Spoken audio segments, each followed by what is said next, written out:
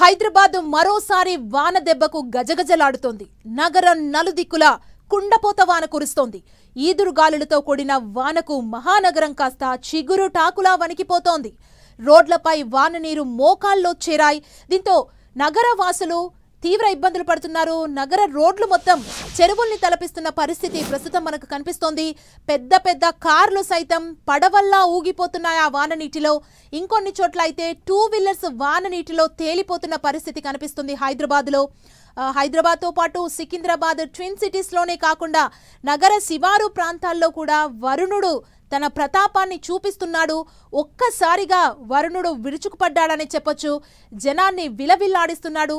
చిన్న చినుకు పడినా నగరం మొత్తం ట్రాఫిక్ మయమైపోతుంది, నరకంగా మారిపోతుంది ఆ ట్రాఫిక్లో. అలాంటిది ఈ కుంభవృష్టి వాన పడటంతో రోడ్లు మొత్తం నరకానికి పర్యాయపదంగా మారిపోయాయని చెప్పాలి. ముఖ్యంగా ఐటీ సెక్టార్ సైడ్ మాత్రం ట్రాఫిక్ ఫుల్గా జామ్ అయిపోయింది. సరిగ్గా ఆఫీసు ముగిసే సమయానికి ఇంత పెద్ద భారీ వర్షం కురవటంతో ఐటీ ఎంప్లాయీస్ ట్రాఫిక్ ట్రాప్లో చిక్కుకుపోయారు. ఐకియా సెంటర్, హైటెక్ సిటీ, రాయదుర్గం రోడ్లన్నీ వానతో నిండిపోయాయి. ట్రాఫిక్ పద్మవ్యూహంలో చిక్కుకున్న జనం ఇంటికెప్పుడు చేరుతామా అని ఎదురు చూస్తున్నారు.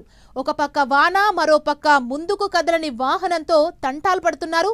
ఇంటికి చేరే దారేదంటూ బిక్క చచ్చిపోతున్నారు. ట్రాఫిక్ కష్టాలు తప్పించుకునేందుకు మెట్రో ఎక్కుదామన్నా అక్కడా కష్టాలు తప్పట్లేదు నగరవాసులకు. మామూలుగానే సాయంత్రం 5 నుంచి 9 వరకు మెట్రో ట్రైన్స్ ఫుల్ అయిపోతాయి. అలాంటిది వాన కురిసే సమయంలో మెట్రో ప్యాసింజర్స్ రెట్టింపయ్యారు.